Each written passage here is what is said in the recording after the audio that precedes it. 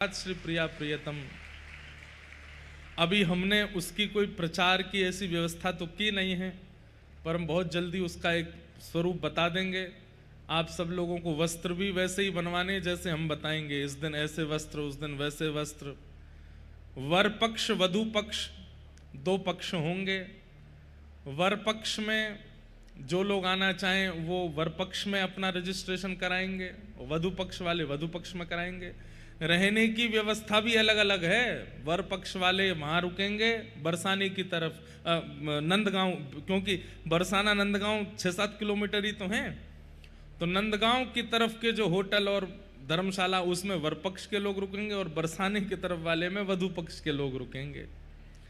और सबकी पहचान बना दी जाएगी कि ये वधु वाले हैं, ये वर वाले हैं। जैसा स्वरूप ठाकुर जी के ब्याहुला का रहा था वैसा ही स्वरूप बनाने की पूरी योजना है। तो आप सब लोग उसी भाव से 11 से 15 जनवरी बरसाना अभी ही लिख लीजिए और अभी से ही अपने सारे कार्य काज उस समय में मत कीजिएगा। उस समय आपको बरसाना में रहना है, प्यारी किशोरी जी के चरणों में प्यारे गिरधर लाल जी का ब्याहुला उत्सव मनाया जाएगा। इस प्रकार सब हमारा तो भैया, हम सत्य आपको अपनी एक हृदय की बात बताएं, भगवान करे कभी कोई की नजर नहीं लगे।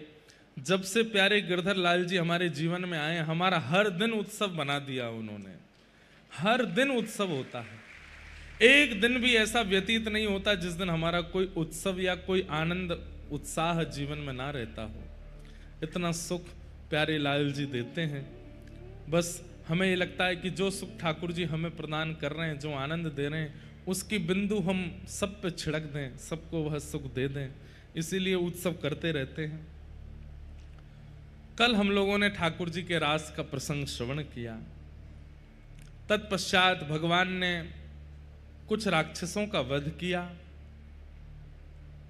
एक दिना मधुमंगल बोलो लाला ते, लाला बोले कहा बात है?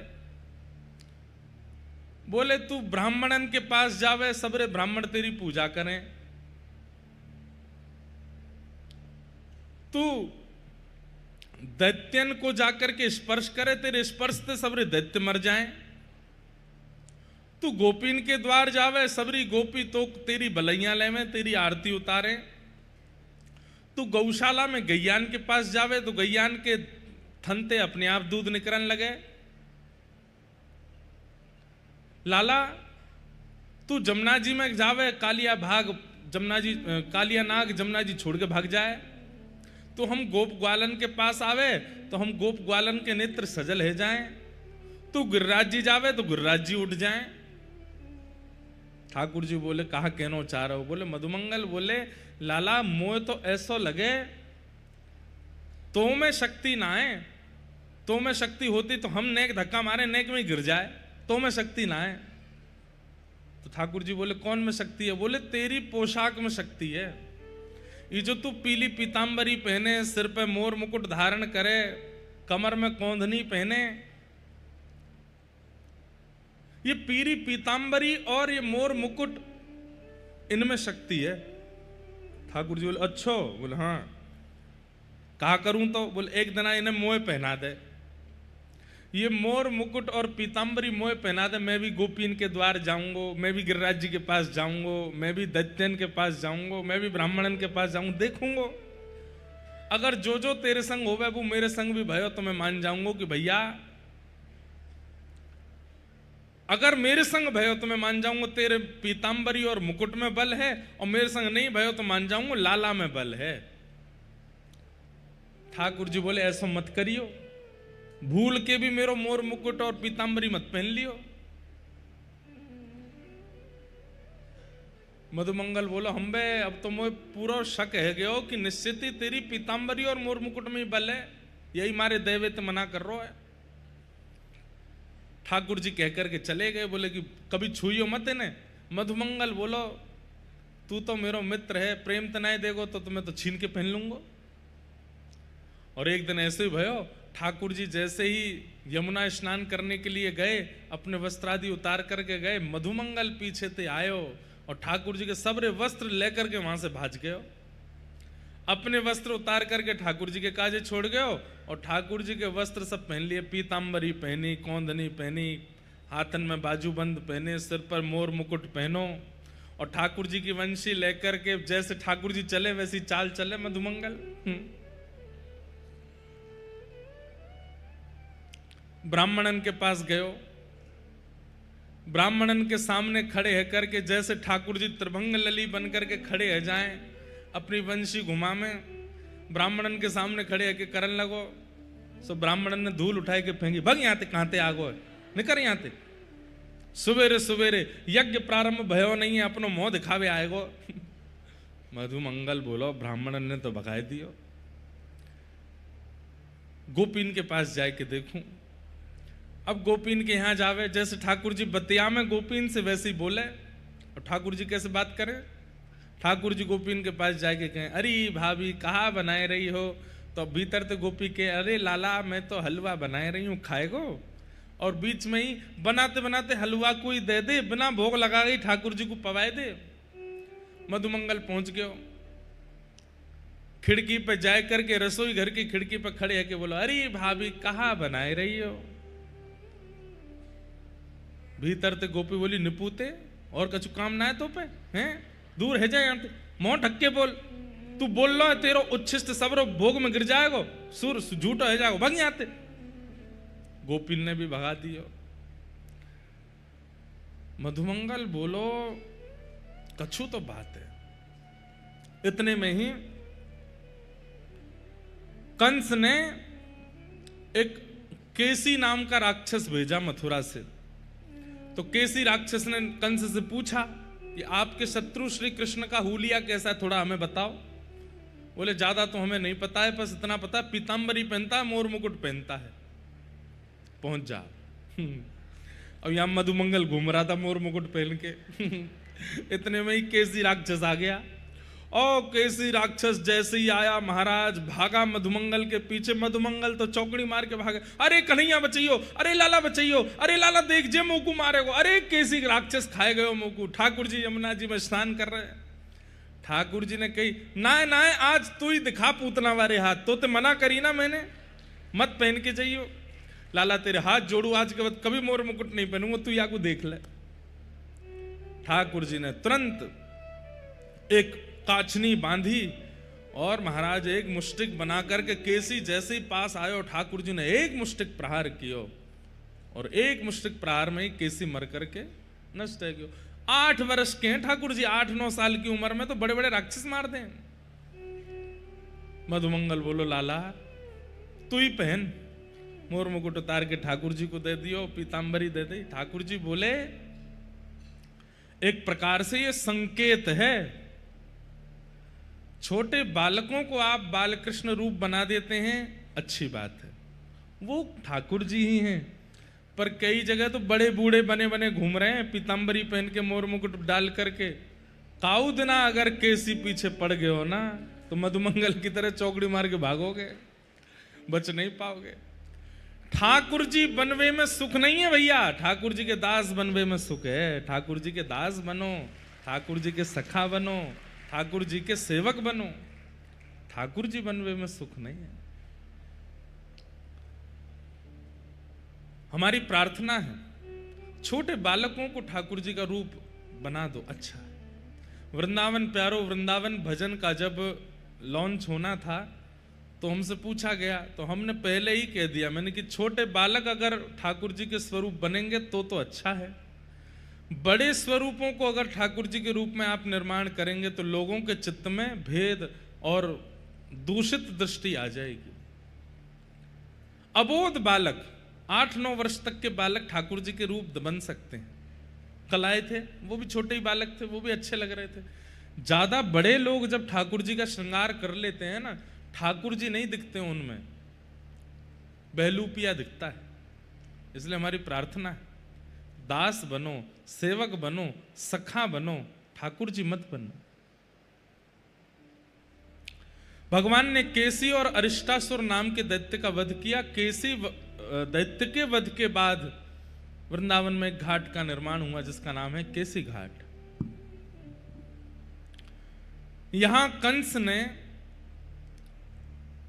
भगवान को मथुरा बुलाने की योजना से अक्रूर जी को भेजा। अक्रूर जी महाराज वृंदावन आए और श्री वृंदावन से ठाकुर जी को लेकर के मथुरा गए। ठाकुर जी परसों की कह के गए, बरसों तक लौट करके नहीं आए। ब्रजवासी सब रुदन, मैंने ये प्रसंग बहुत बार विस्तार से कहा है, पर अब इस प्रसंग में हम ज्यादा प्रवेश करते हैं तो फिर बहुत विरह होने लगता है। वैसे ही महाप्रभु जगन्नाथ जी बहुत विरह में विराजमान हैं, और विरह देकर के हम उन्हें कष्ट क्यों दें। वास्तव में ठाकुर जी वृंदावन से चले गए, पर चित्त वृंदावन का त्याग नहीं कर पाया। बंधुओं एक बात बताइए हमें, सब लोग इधर देखिएगा, हम आपसे पूछ रहे हैं, हमें बताइएगा,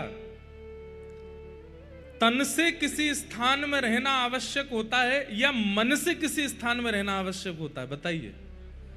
मन से। आपका तन चाहे दुनिया के किसी कोने में रह ले, लेकिन वास्तविकता मन जहां रहता है ना, आप चित्तवृत्ति से, बुद्धि से, हृदय से वहीं रहते हो।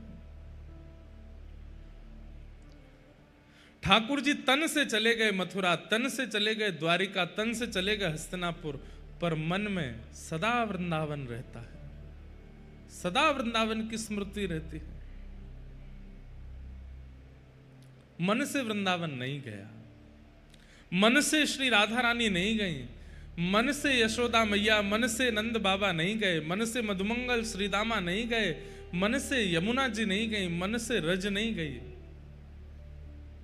ठाकुर जी के मन में सदा रहते। कहते हैं जब ठाकुर जी द्वारिका पहुंच गए ना, तो द्वारिका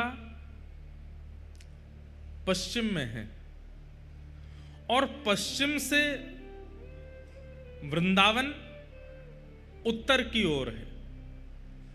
तो ठाकुर जी पूर्व दिशा में जाते हैं, दक्षिण दिशा में जाते हैं, पश्चिम दिशा में चलते हैं, लेकिन कोई काम अगर उत्तर दिशा में होता है द्वारिका में भी, तो ठाकुर जी बलभद्र जी को भेज देते हैं, बोले आप चले जाओ। क्यों? बोले द्वारिका के उत्तर दिशा में जाना है, मैं नहीं जाऊंगा। दाऊ जी कहें लाला क्यों ना जाएगो? बोले उत्तर दिशा में वृंदावन है, यदि मैं उत्तर की ओर एक पग भी भराता हूं ना, मुझे बहुत याद आती है, फिर मैं रोक नहीं पाता, फिर मैं दौड़ ही जाऊंगा, वृंदावन ही चला जाऊंगा। इतना याद ठाकुर जी वृंदावन को करते हैं। बंधुओं एक बात बोलें, पूरे वेद वेदांत सिद्धांत को पलट करके रख दिया वृंदावन वासियों ने। आप कहेंगे कैसे? नैनम छिंदंती शस्त्राणी नैनम दहति पावक, गीता में कहते हैं भगवान वो परमात्मा है जो हमारी आत्मा कभी जलती नहीं, हमारी आत्मा कभी भीगती नहीं, उस आत्मा के भी मूल आधार परमात्मा है। उनको कभी मोह नहीं होता, उनको कभी ममता नहीं होती, उनको कोई बांध नहीं सकता। महाप्रभु जगन्नाथ जी तो सूत वाली माला भी नहीं पहनते, इसी भाव से कि मोह कोई ना बांध सके, मैं पूरे विश्व को बांधता हूं। मैं किसी के आसक्त नहीं होता, पूरा विश्व मेरे आसक्त होता है।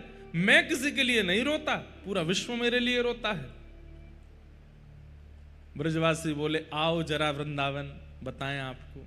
जैसे ही ठाकुर जी पहुंचे वृंदावन, इतना प्रेम, इतना रस, इतना भाव, इतना सर्वस्व प्रदान किया ब्रजवासियों ने कि जो परमात्मा कभी बंधते नहीं थे वो उखल में बंध गए, जो परमात्मा कभी रोते नहीं थे वो वृंदावन में रो गए, जो परमात्मा कभी किसी में आसक्त नहीं होते थे वो वृंदावन में ऐसे आसक्त हो गए कि छोड़ नहीं पा रहे हैं वृंदावन को। और उस दिन वेद की ऋचाएं, उस दिन हमारे सारे शास्त्रों के भाव सब उल्टे हो गए। क्यों? ताही अहीर की छोहरिया छचिया बरी छाछ पे नाच नचायो। अहीर की छोरियों ने, अहीर की गोपियों ने ठाकुर जी को केवल मुट्ठी भर माखन पर नृत्य करा दिया। आज भी ठाकुर जी वृंदावन को याद करते हैं। आज भी ठाकुर जी वृंदावन के स्मरण में रहते हैं। और महाप्रभु जगन्नाथ तो उसी का ही स्वरूप है।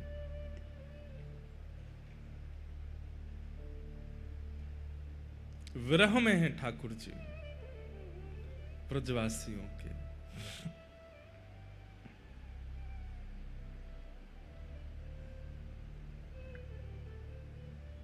ठाकुर जी वृंदावन से मथुरा चले गए। मथुरा में जाकर के कुबलिया पीड़ हाथी का उद्धार किया। कुब्जा पर कृपा की। कंस के राजभवन में प्रवेश करके बड़े बड़े मल्लों के साथ युद्ध करके उनको नष्ट किया। और 50 सिड्डियों पर बैठे हुए कंस को अपनी दोनों भुजाओं से उठा करके नीचे पटक दिया, उसका वध कर दिया। बोलो कंस मर्दन भगवान की। कंस वध किया। और कंस वध के पश्चात देवकी मैया को कारागृह से मुक्त करके भगवान सांदीपनि विद्यालय पढ़ने के लिए गए। और वहां से वापस लौट करके आकर के ठाकुर जी ने उद्धव को वृंदावन भेजा। उद्धव जी महाराज वृंदावन पधारे। वृंदावन आकर के यशोदा मैया, नंद बाबा, गोपियों से मिले। उद्धव कृष्ण संवाद, उद्धव गोपी संवाद वहां पर हुआ। बहुत करुण प्रसंग है उद्धव जी का।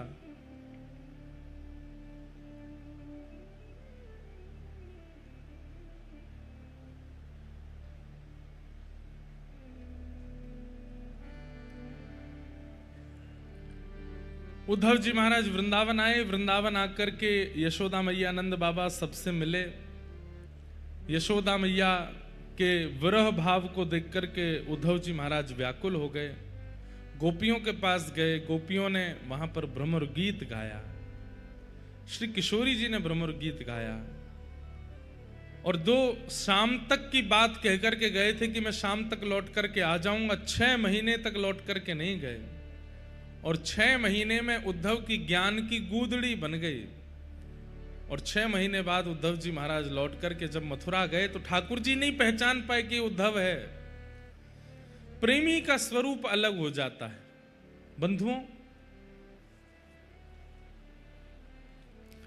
प्रेमी व्यक्ति 2 रूप में दिखता है। ठाकुर जी के प्रेम में छका हुआ व्यक्ति 2 रूप में दिखाई देता है। या तो उसको देख करके पागल का अनुभव होता है कि ये कोई पागल है, और या प्रेम में छका हुआ व्यक्ति उसको देख करके अत्यंत आकर्षण लगता है कि आप और कुछ देख ही नहीं पाओगे, उसी को देखते रह जाओगे। उसके रूप का सौंदर्य काम का वर्धन नहीं करता। उसके मुख के बोल किसी स्वर का वर्धन नहीं करते। उसकी उपस्थिति वातावरण को शुद्ध नहीं करती। उसका दर्शन, उसके बोल, उसकी उपस्थिति सबसे कृष्ण का वर्धन होता है। वो प्रेमी व्यक्ति है, प्रेमी भक्त है। श्री चैतन्य महाप्रभु के साथ में श्री नित्यानंद महाप्रभु विराजे, जो कि श्री बलराम जी का ही रूप है। नित्यानंद महाप्रभु जब मायापुर पहुंचे और वहां चैतन्य महाप्रभु ने उनसे आज्ञा की, क्या? घर घर जाओ और नाम की भिक्षा लेकर के आओ। बंधुओं ध्यान से सुनिएगा। तो नित्यानंद महाप्रभु वे जाते और हर घर के द्वार पर खड़े होकर के कहते, एक बार हरि बोल बोल दो। घर के सदस्य कहते नहीं बोलेंगे। बोले एक बार बोल दो, आपका क्या बिगड़ेगा? पैसा तो लगना नहीं है, धन तो लगना नहीं है। पायो जी मैंने राम रतन धन पायो, वस्तु अमोलक दई मेरे सदगुरु, दिन दिन बढ़त सबायो, पायो जी मैंने नाम रतन धन पायो। नित्यानंद महाप्रभु जाकर के द्वार पर खड़े होकर के घर के सदस्यों से कहते हैं, एक बार हरि बोल बोल दो। घर के सदस्य बोलते हैं, बिल्कुल नहीं बोलेंगे। तुम लोगों ने गलत प्रचार कर रखा है, पूरे नगर के लोगों को भ्रमित कर रहे हो, उनके काम छुड़वा रहे हो, उनका घर का व्यापार छुड़वा रहे हो, सबसे कह रहे हो एकांत में बैठ करके भजन करो। नित्यानंद महाप्रभु बोले, कहां इतने व्यस्त हो कि एक बार हरि बोल नहीं बोल सकते। घर की माताएं बोलती पति आएंगे घर पे, भोजन बना के कौन खिलाएगा, सब्जी काटनी पड़ती है, भोजन सिद्ध करना पड़ता है, चूल्हा जलाना पड़ता है, उसमें सामग्री बनानी पड़ती है, पति आते हैं उनको पवाना पड़ता है, बच्चों को पवाना पड़ता है, फिर घर की साफ सफाई करनी पड़ती है, गायों का दूध निकालना पड़ता है, आदि 100 काम बता दिए नित्यानंद महाप्रभु को। हम पे समय कहाँ है, और थक थका करके रात में फिर सोने कब जाते हैं, कब करें नाम। नित्यानंद महाप्रभु बोले मैं सब्जी काट दूंगा, मैं सब्जी बना दूंगा, मैं आपके पति को पवा दूंगा, मैं दूध निकाल दूंगा, मैं चौका बर्तन कर दूंगा, तो नाम जपोगे बैठ के। सब काम मैं कर दूंगा। और जितने परिवार हैं सब परिवारों में हम एक एक सेवक चले जाएंगे, हम आपके घर के काम करेंगे, आप बैठ करके हरिनाम कर लो बस। घर के सदस्य बोलते ऐसा क्या है हरि नाम में जिसको बुलवाने के लिए हमारे घर के चौका बर्तन करने को तैयार हो आप। नित्यानंद महाप्रभु बोले एक बार बोलो तो सही।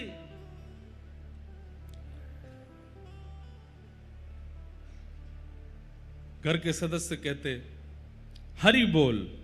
जैसे ही हरि बोल बोलते नित्यानंद महाप्रभु मृदंग लेकर के कूद कूद करके नृत्य करते, हरि बोल हरि बोल हरि बोल हरि बोल हरि बोल। तो घर के सदस्य कहते अब ठीक है, हो गया, बोल दिया हरि बोल, अब जाओ यहां से। नित्यानंद महाप्रभु कहते हम युगल के उपासक हैं, हम युगल के उपासक हैं, रोटी भी एक नहीं लेते, 2 लेते हैं, एक प्रिया जी के भाव से, एक ठाकुर जी के भाव से। नाम भिक्षा एक कैसे चल जाएगी, एक और बोल दीजिए, एक बार और बोल दो। तो घर के सदस्य कहते तुम तो पीछे ही पड़ गए हो। बोले एक बार और बोल दीजिए, क्या धन थोड़ी लग रहा, जाते जाते बोल दीजिए एक बार और बोल दिया हरि बोल। नित्यानंद महाप्रभु और जोर जोर से नृत्य करते हरि बोल हरि बोल हरि बोल। घर के लोग बोलते अब जाओ यहां से। बोले हम जा रहे हैं, विदाई नहीं दोगे हमको, हम तुम्हारे घर पर मेहमान बन करके आए, हमको विदाई नहीं दोगे। तो घर के सदस्य कहते अब क्या चाहिए। बोले विदाई में भी एक बार हरि बोल बोल दो।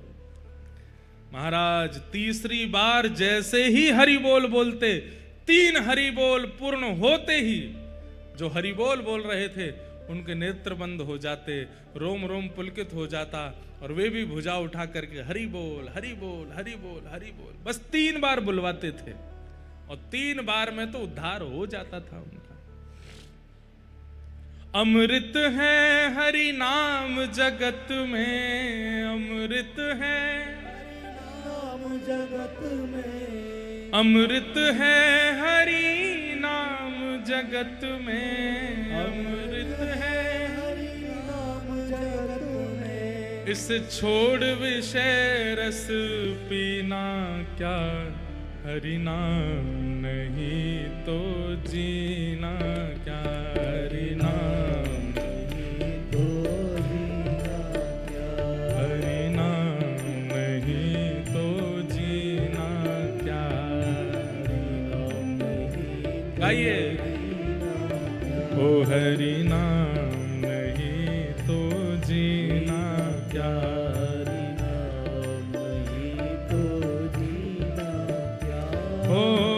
अमृत है हरि नाम जगत में, अमृत है हरि नाम जगत में, अमृत है हरि नाम जगत में, अमृत है हरि नाम जगत में। लोग कहते हैं हरि बोल बोलने से कोई पेट भर जाएगा। लो हरि बोल बोलते ही पेट भर रहा है हमारा तो।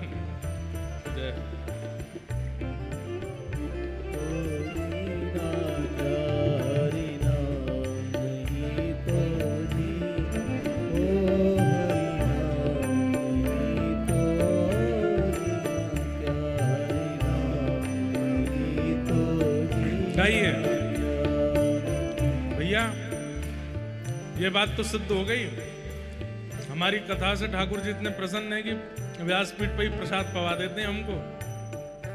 आप भी इतना नाम का आश्रय लो कि जहां बैठे हो महाप्रभु जी अपने आप प्रसाद भेज दिया करें। भुजा उठा के गाओ। अमृत है हरि नाम जगत में, अमृत है हरि नाम जगत में, अमृत है हरि नाम जगत में, अमृत है हरि नाम जगत में। इसे छोड़ विषय विष पीना क्या, हरि नाम नहीं तो जीना क्या। ओ हरि नाम नहीं तो जीना क्या, ओ हरि नाम नहीं तो जीना क्या, हरि नाम। श्री जगन्नाथ महाप्रभु की।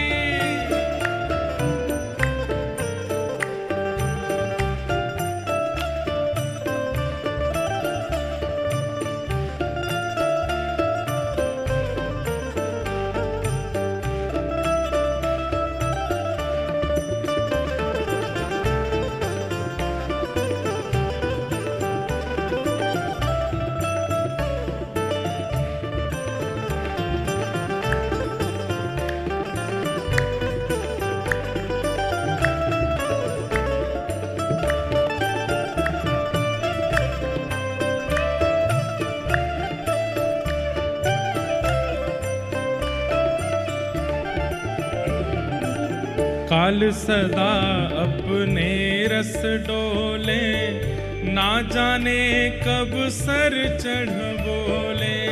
काल सदा अपने रस, ना जाने कब सर चढ़ बोले। भैया काल 24 घंटे हमारे ऊपर रहता है।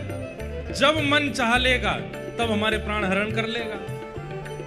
अभी इस वक्त 12:53 हो रहे हैं। 12:07 पर अगर काल की इच्छा हो गई कि इसके प्राण लेने हैं तो वो ले ही लेगा, बहाना चाहे किसी को भी बनावे। हो काल सदा अपने रस डोले, ना जाने कब सर चढ़ बोले। काल सदा,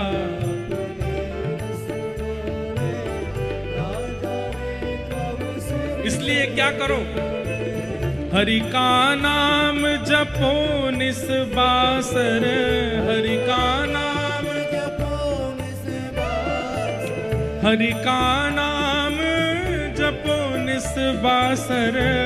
का नाम जपो निस्बासर। यहाँ अगले समय पर समय ही ना, हरि नाम नहीं तो जीना क्या, हरि नाम नहीं तो जीना क्या, ओ हरि नाम नहीं तो जीना क्या। नाम नहीं तो जीना क्या। हो अमृत है हरि नाम जगत में, अमृत है हरि नाम जगत में। ओ इससे छोड़ विषय विष पीना क्या, हरि नाम नहीं तो जीना क्या, नाम नहीं तो जीना क्या, हरि नाम नहीं तो जीना क्या। नाम नहीं तो जीना क्या। भूषण से सब अंग सजाए, रसना पर हरि नाम न लावे। भूषण से सब अंग सजाए, रसना पर हरि नाम। भैया ये मुखमंडल की पंच इंद्रियों को सजाते हैं। कान भी सजा लिए, नेत्र भी सजा लिए, नासिका भी सजा लिए। जिह्वा पर क्या सजाएंगे?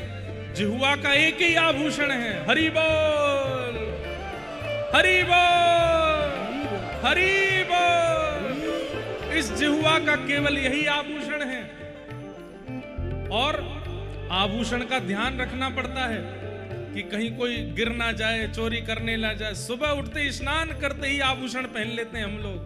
ऐसे ही सुबह उठते ही अपनी जिह्वा पर हरि बोल, हरि नाम का धारण किया करो। हाँ हाँ, भूषण से सब अंग सजाए, रसना पर हरि नाम न लाए। भूषण से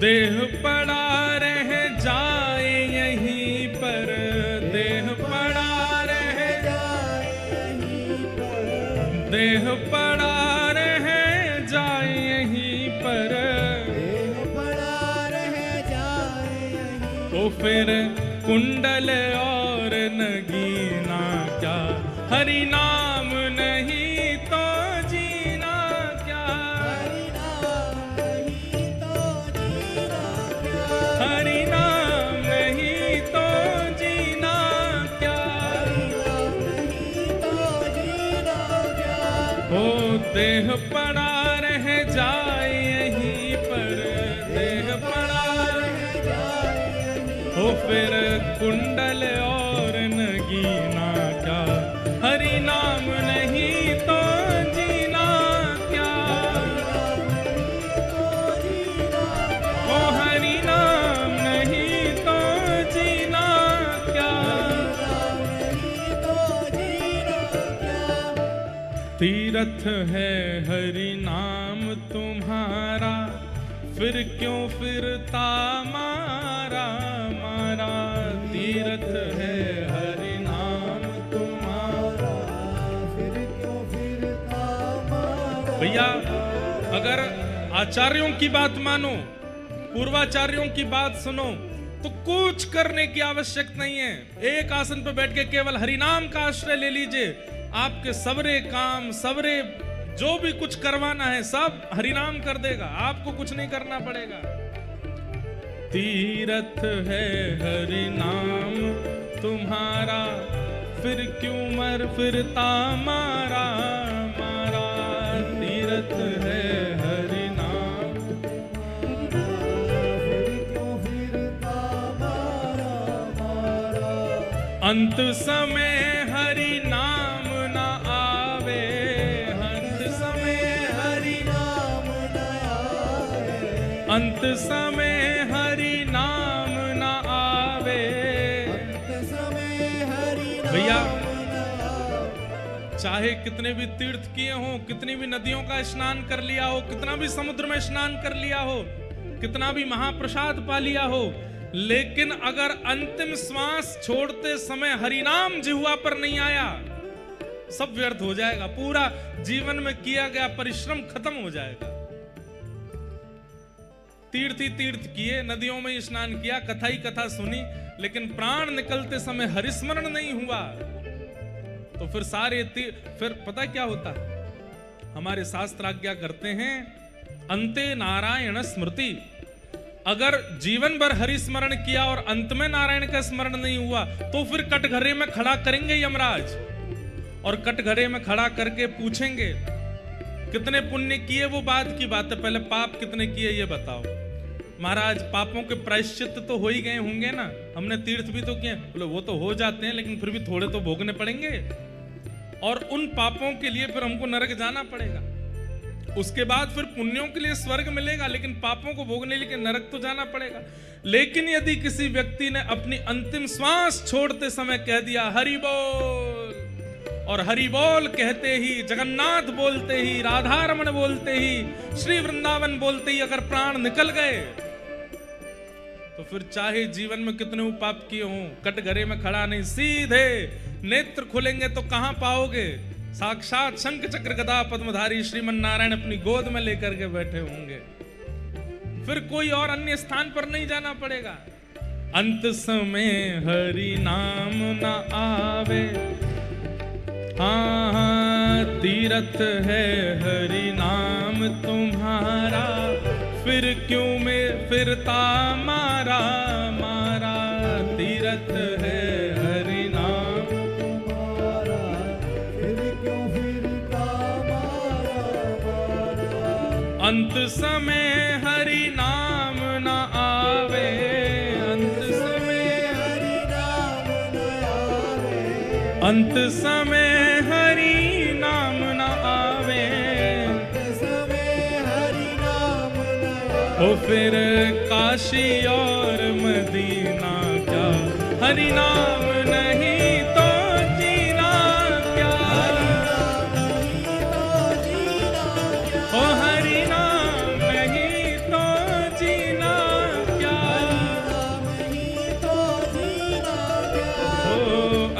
समय हरि नाम न आवे,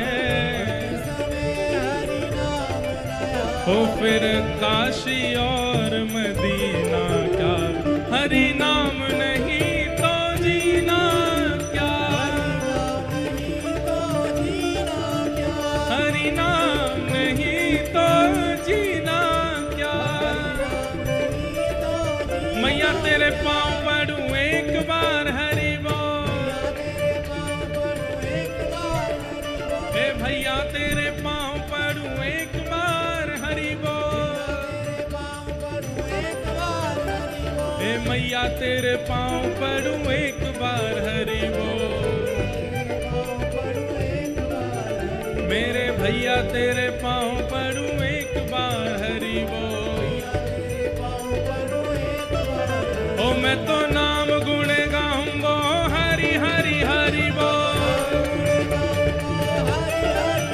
मैं तो नाम गुण गाऊंगा हरि हरि हरि बोल, मैं तो सबसे बुलवाऊंगा हरि हरि हरि बोल, मैं तो सबसे कहवाऊंगा हरि हरि हरि बोल, हे नाम गुण गाऊंगा हरि हरि हरि बोल,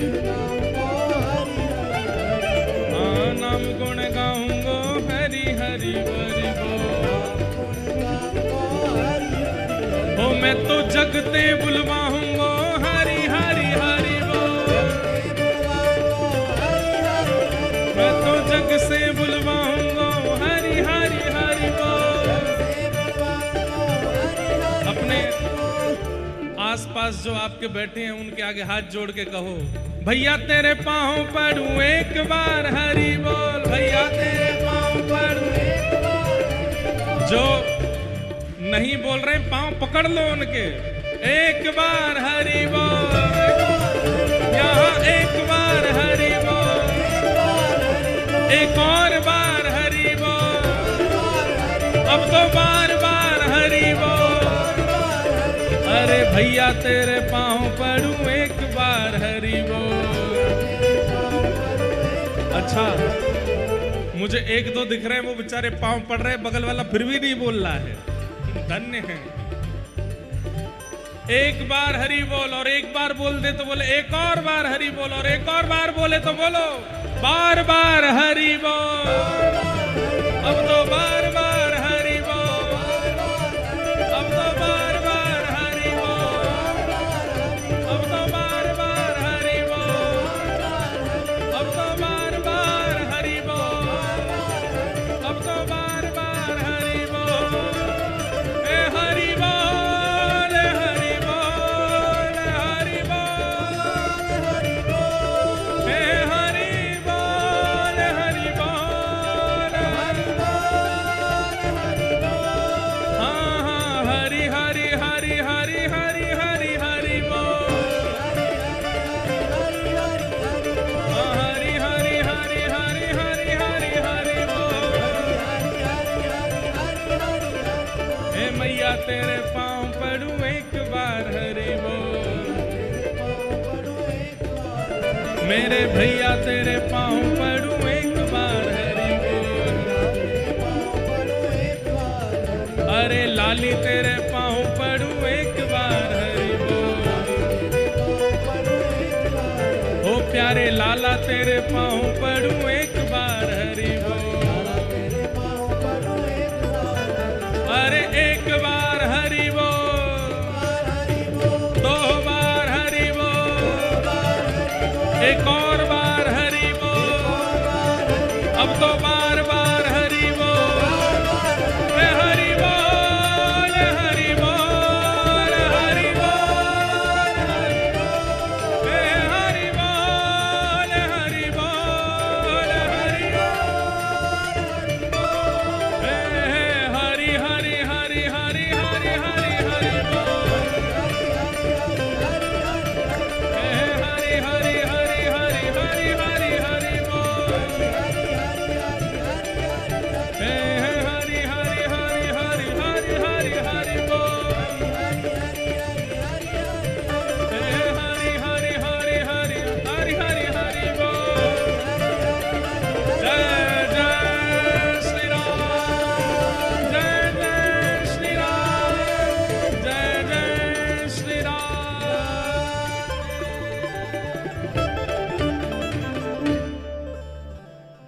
भैया तेरे पाँव पड़ूं एक बार, हरि बोल भैया तेरे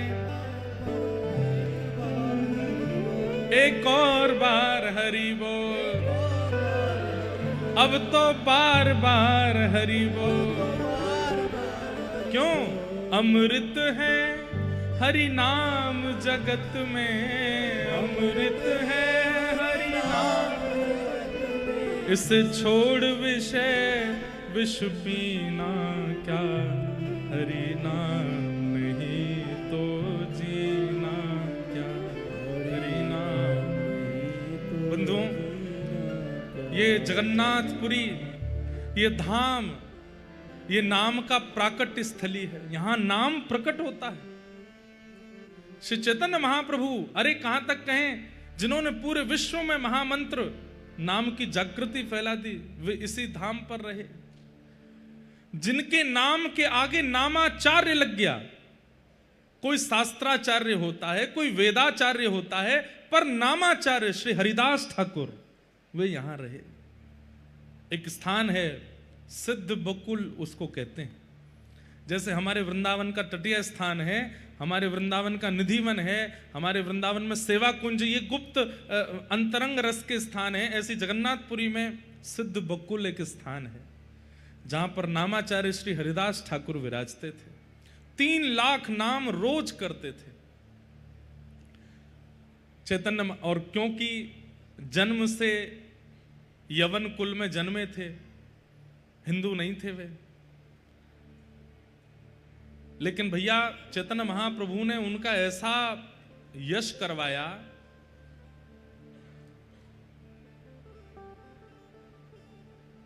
एक बार मैंने उनका चरित्र थोड़ा पढ़ा है, तो मुझे थोड़ी थोड़ी स्मृति आ रही है कि श्री हरिदास ठाकुर किसी गांव में बंगाल में कहीं थे, तो वहां किन्हीं का ब्राह्मण भोज कराना था। तो ब्राह्मण भोज कराने के लिए पूछा गया कि भाई इतने ब्राह्मण कहां से मिलेंगे। तो किसी ने बताया कि भाई इतने ब्राह्मण एक साथ नहीं मिल पाएंगे, आप तो एक काम करो। बोले क्या? नामाचार्य हरिदास ठाकुर को ही प्रसाद पवा दो, वो अनेक ब्राह्मणों के समान है। तो ये बात सुनकर के जो कुछ ब्राह्मण थे वो क्रोधित हो गए। बोले अरे वो हिंदू तक नहीं है, आप कह रहे हो कि उनको प्रसाद पवा दो, अनेक ब्राह्मणों को प्रसाद के समान होगा। जब उनका अपमान किया गया तो बताते हैं कि उस काल में गैस सिलेंडर तो होते नहीं थे, तो भोजन बनाने के लिए, ब्राह्मणों को पवाने के लिए जैसे ही अग्नि चेतानी प्रारंभ की, मूसलाधार बारिश होने लगी। इतनी बारिश हुई कि जो चूल्हा था उसमें पानी भर गया। दूसरी जगह कहीं पेड़ के नीचे चूल्हा लगा करके अग्नि जलाई, तो इतना पानी भरा कि वहां पर भी नहीं जला पाए। सुबह से शाम हो गई लेकिन अग्नि की व्यवस्था नहीं, वो प्रसाद बन ही नहीं पाया। तब किसी ने कहा, बोले अब क्या करें, आज तो ब्राह्मण भोज होना था, हो ही नहीं पाया। बोले कि आपने नामाचार्य हरिदास ठाकुर का अपमान किया है। वे भले ही ब्राह्मण जन्म से नहीं है, लेकिन उनके नाम निष्ठता, उनकी भगवत निष्ठता ऐसी है कि उनके प्रति आप अपराध बुद्धि नहीं रख सकते। बोले अब क्या करें? बोले उनसे जाके क्षमा मांगो तो ही वर्षा रुकेगी। जाकर के देखा, तुम्हारा चारों दिशाओं में बारिश हो रही थी और जहां बैठ करके हरिदास ठाकुर भजन कर रहे थे उनके ऊपर वर्षा नहीं हो रही थी। जाकर के जब क्षमा मांगी तो हरिदास ठाकुर बोले चारों तरफ वर्षा हो रही है, यहाँ वर्षा नहीं, यहीं पे अग्नि जलाओ। और जहां हरिदास ठाकुर बैठे वहीं पर अग्नि जला करके वहां प्रसाद सिद्ध हुआ। ऐसे हरिदास ठाकुर, तो वे यहाँ श्री जगन्नाथपुरी में सिद्ध बकुल स्थान पर निवास किए। वहां बकुल का एक पेड़ है, क्योंकि नामाचार्य श्री हरिदास ठाकुर मंदिर नहीं जाते थे, उन्हें रोक टोक नहीं थी, लेकिन वे मंदिर के नियमों के अनुरूप ही रहते थे। उनका था कि भाई जब मंदिर में प्रवेश वर्जित है गैर हिंदुओं का, तो मैं नहीं जाऊंगा। बाहर पतित पावन भगवान का ही दर्शन करते थे, लेकिन वे मंदिर नहीं जाते थे। चैतन्य महाप्रभु मंदिर से निकलते ही सबसे पहले हरिदास ठाकुर के पास जाते थे। हरिदास ठाकुर महाप्रभु जी को देख करके भाव विह्वल हो जाते थे। नित्य महाप्रसाद पाने के बाद में जो प्रसादी रह जाती थी, उस प्रसादी को हरिदास ठाकुर के लिए भिजवाते थे स्वयं चैतन्य महाप्रभु, किसी को नहीं देते थे अपने अनेक शिष्यों में से। बोले हरिदास ठाकुर के पास पहुंचाओ। और उनका जीवन क्या था? केवल नाम, केवल नाम आश्रय में रहते थे। राधा कृष्ण प्राण मोरा युगल किशोर, जीवने मरण गति नहीं कछु मोर। राधा कृष्ण प्राण मोरा युगल किशोर। सदा नाम में ही रहते थे। चैतन्य महाप्रभु आते और आकर के कहते, हरिदास कुछ पालो। बोले मेरा तो नियम है ना, 3 लाख नाम जप करूंगा उसके बाद ही पाऊंगा। बोले अब तुम इतने वृद्ध हो गए हो, कोई जबरदस्ती थोड़ी है 3 लाख नाम करने की, थोड़ा कम कर लो। नहीं, जीवन पर्यंत जिस भाव का निर्वहन किया उसका कैसे त्याग कर दूं? थोड़ा ही पाते थे, पूर्ण नहीं पाते थे। एक बार श्री महाप्रभु चैतन्य जगन्नाथ भगवान का दर्शन कर रहे थे, तो आप जैसे वहां दर्शन कर रहे थे तो महाप्रभु जी के सेवायत पुजारी जी ने देखा कि महाप्रभु जी दर्शन कर रहे हैं, गरुड़ स्तंभ के पीछे खड़े होकर के ही दर्शन करते थे। तो ठाकुर जी की मंगला दातुन हुई थी, तो श्री जगन्नाथ महाप्रभु की दातुन प्रसादी ला करके चैतन्य महाप्रभु को दी, महाप्रभु जी को प्रदान कर दी। महाप्रभु जी उस दातुन को लेकर के निकले और नियम था रोज दर्शन करने के बाद में हरिदास ठाकुर के पास जाते थे। और हरिदास ठाकुर महाप्रभु जी के ही सर्वस्व हैं, उन्हीं को सर्वस्व मानते हैं, वे उनके पास आते। पर महाप्रभु जी की कृपा थी कि वे नित्य जाते थे हरिदास ठाकुर के पास। तो जैसे ही गए तो बड़ा गर्मी पड़ रही थी, खूब गर्म मौसम हो रहा था, जेठ का महीना, और चिलचिलाती धूप में हरिदास ठाकुर कोई छत के नीचे तो बैठते नहीं थे, खुले आसमान के नीचे बैठते थे, पसीना ऊपर से नीचे तक लथपथ हो रहे थे। चैतन्य महाप्रभु ने आकर के देखा कि ये ऐसे बैठे हैं, नाम कर रहे हैं और ऊपर छाया भी नहीं है, धूप से ताप पड़ रहा है। तभी महाप्रभु जी ने, जो जगन्नाथ महाप्रभु की दातुन प्राप्त हुई, उसको हरिदास ठाकुर जहां बैठे थे उसके पीछे ही नेक गड्ढा करके उस दातुन को वहां पर जैसे ही गाड़ा, उसमें से सुंदर बकुल का वृक्ष प्रकट हो गया। और वृक्ष प्रकट होकर के ऊपर आकर के उसने छांव कर दी, हरिदास ठाकुर के ऊपर छांव हो गई। जरूर अवसर मिले तो एक बार सिद्ध वकुल का दर्शन करके जाइएगा।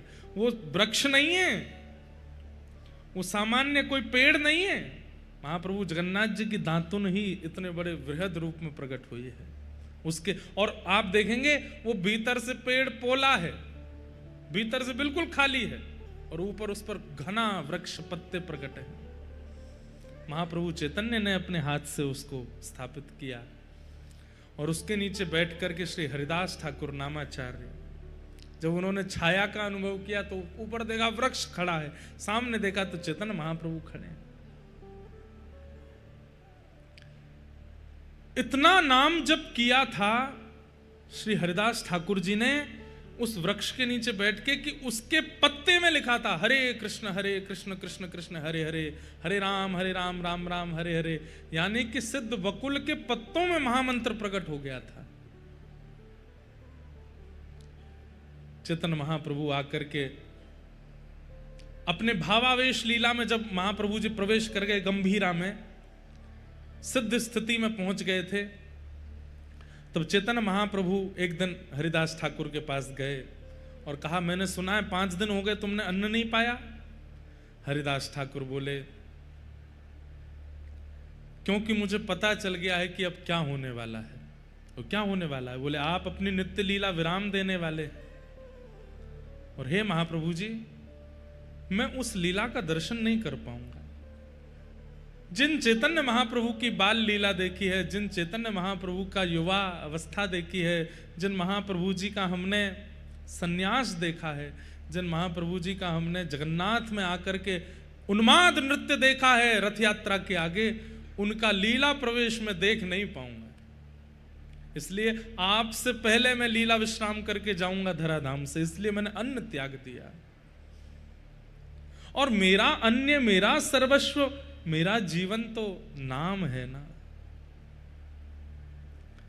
चैतन्य महाप्रभु जी ने हृदय से लगा लिया और नाम जपते जपते तब श्री हरिदास ठाकुर जीवन भर तो महामंत्र जपे, लेकिन जैसे ही चैतन्य महाप्रभु ने अपने अंक से लगाया, श्री कृष्ण चैतन्य प्रभु हरे नित्यानंद,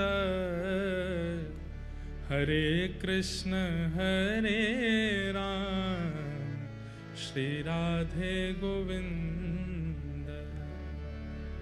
कृष्ण चैतन्य प्रभु नित्यानंद, हरे कृष्ण हरे राम, श्री राधे गोविंद। बस इसी को गाते गाते गाते गाते नामाचार्य हरिदास ठाकुर ने नाम में ही विलीन हो गए। नाम ही उनका जीवन सर्वस्व था। सब लोग इकट्ठे हो गए, नेत्रों से अश्रु प्रवाह होने लगा।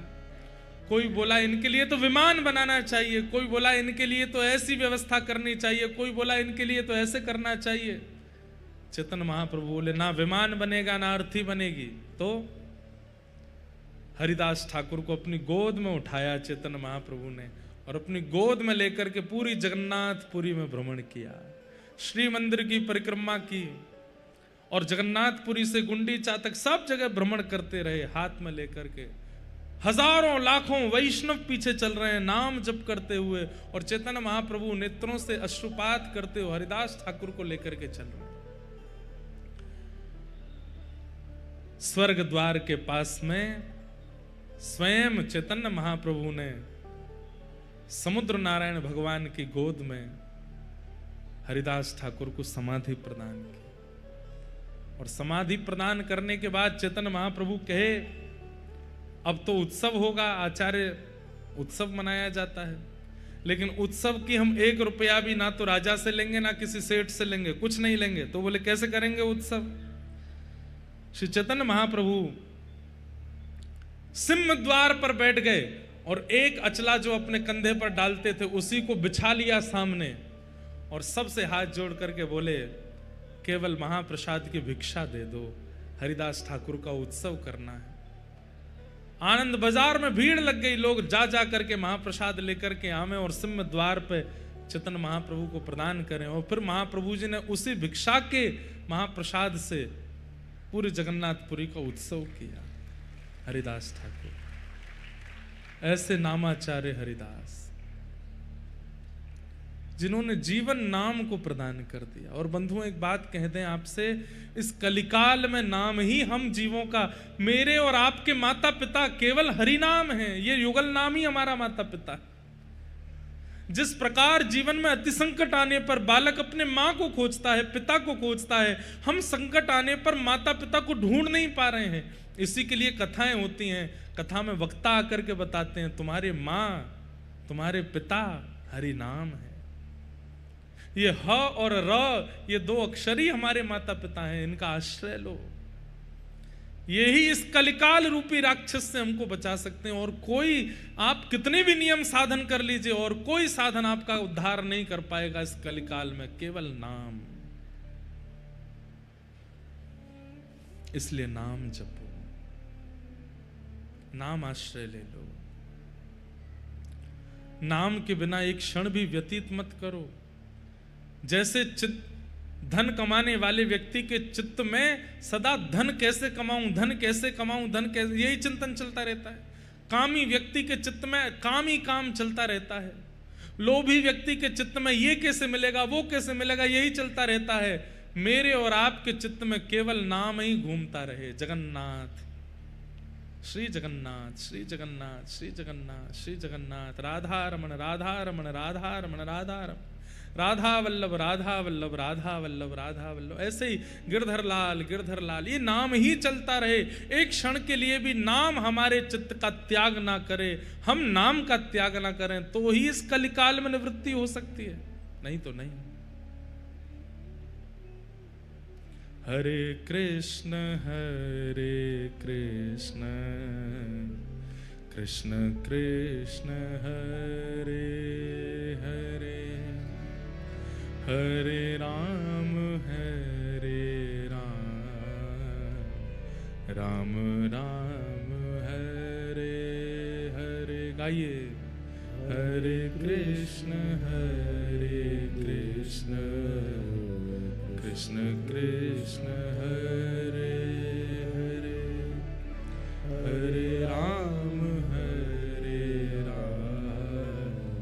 राम राम हरे। हरे कृष्ण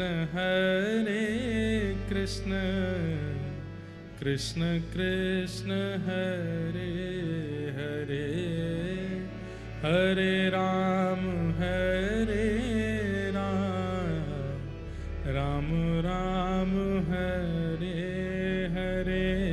गाइए, हरे कृष्ण कृष्ण कृष्ण हरे हरे, हरे राम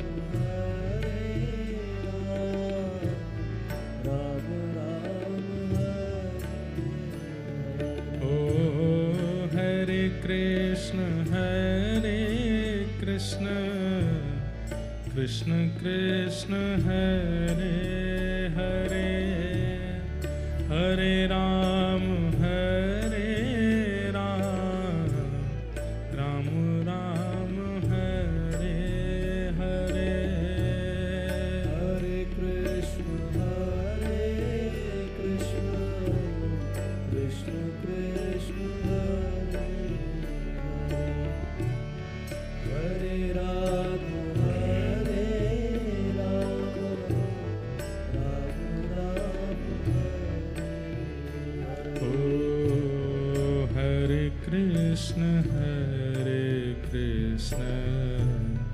कृष्ण कृष्ण हरे हरे, हरे राम राम राम हरे हरे, हरे कृष्ण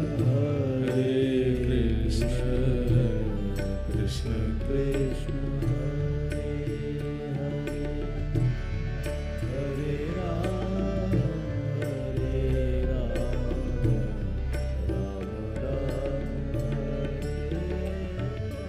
उद्धव जी महाराज को गोपियों ने और श्री किशोरी जी ने प्रेम का पाठ पढ़ाया। उद्धव जी महाराज 6 महीने बाद लौट करके मथुरा पधारे। मथुरा आकर के ठाकुर जी को वापस वृंदावन ले जाने की याचना करने लगे, लेकिन ठाकुर जी बोले, उद्धव, ये व्रज सदा मुझ में विराजमान है, तुम देखो।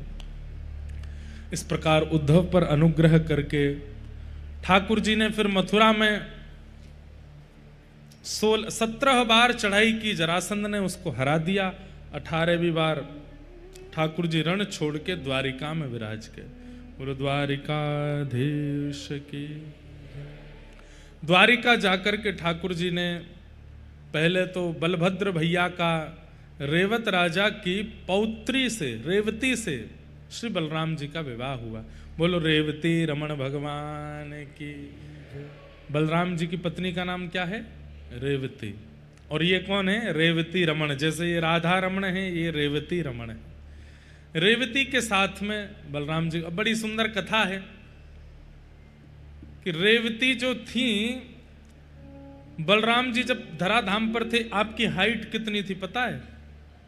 श्री बलराम जी थे 15 फीट के, और रेवती इनकी पत्नी की हाइट थी 50 फीट की।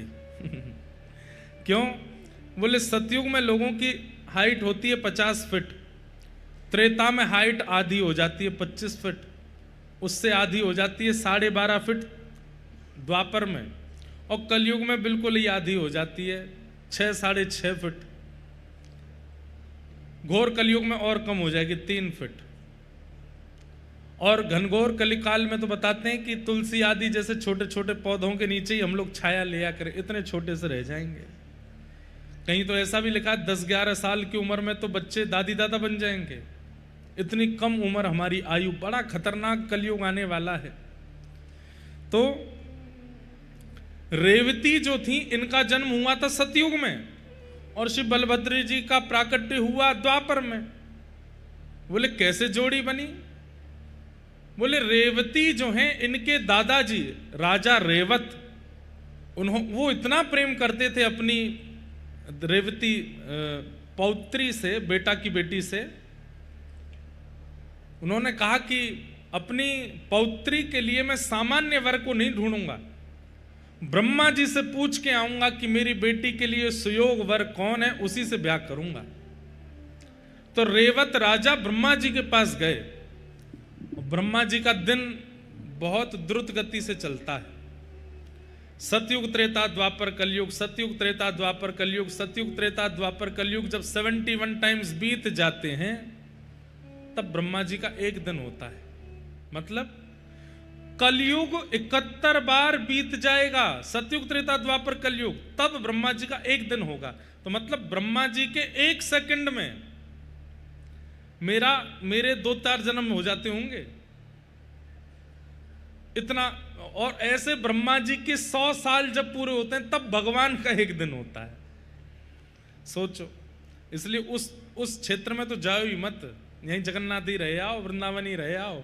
वो ऊपर वाले परमात्मा को पहचानने की कोशिश मत करना। सतुबाल बुद्धि भागवत में लिखा है, दिमाग घूम जाएगा, नहीं पहचान पाओगे। तो रेवत राजा गए कहां? ब्रह्मा जी के पास। और ब्रह्मा जी के पास जाकर के बोले मेरी बेटी के लिए सुयोग वर बताओ। ब्रह्मा जी बोले तुरंत भागो नीचे। बोले क्यों? ब्रह्मलोक में 1 सेकंड भी अगर आप व्यतीत करोगे, इतने में तो वहां पर कितने युग बीत जाएंगे। और आप अगर अब विलंब करेंगे, तब तक दोबारा सतयुग आ जाएगा। अभी सतयुग निकल जाएगा, त्रेता निकल गया, द्वापर प्रारंभ हो गया है। और जब तक आप नीचे पहुंचेंगे, तब तक भगवान का अवतार हो चुका होगा। भगवान के बड़े भैया के रूप में श्री बलराम जी महाराज शेषनाग बन करके गए, वही आपकी बेटी के लिए सुयोग वर हैं, ब्याह कर दीजिए। रेवत राजा जैसे पृथ्वी पर आए, सतयुग निकल गया, त्रेता निकल गया, द्वापर आ गया इतनी देर में। तो और आकर के देखा तो सीधे पहुंचे द्वारिका। और द्वारिका जाकर के बताया, ब्रह्मा जी ने कहा है मेरी पौत्री से आपके पुत्र का ब्याह होगा। बलराम जी महाराज बोले, ये देवकी मैया बोली जब स्वयं ब्रह्मा जी कह रहे हैं, रोहिणी मैया बोली स्वयं ब्रह्मा जी कह रहे हैं, तो फिर कुछ और विचार क्या करना चाहिए? आप तैयारी करो, हम तो बारात लेके आते हैं लाला की। और तैयारी करी महाराज। अभी तक बलराम जी मिले नहीं है होने वाली बहू से। जैसे ही घोड़ा पे बैठ करके पहुंचे, सब लंबे ही लंबे थे वहां पे। बलराम जी बोले सतयुग के हैं, हमारे सास ससुर सब लोग इसलिए बड़े लंबे हैं। छोटे से बलराम जी डोल रहे हैं वहां पे। मंडप में जैसे ही पहुंचे और जैसे ही गृहिणी आई, बलराम जी ने देखा कहां है, और ये भी इतनी ऊंची है, 50 फुट की है रेवती, और 12, 12.5, 15 फुट के हैं बलराम जी। तो कहते हैं श्री बलराम जी महाराज ने हल लेकर के मूसल थोड़ा सा सिर पे ऐसे स्पर्श कराया, तो रेवती रानी भी छोटी हो गई, बलराम जी से 1 इंच छोटी रह गई। ठाकुर बोले अब ब्याह करूंगा।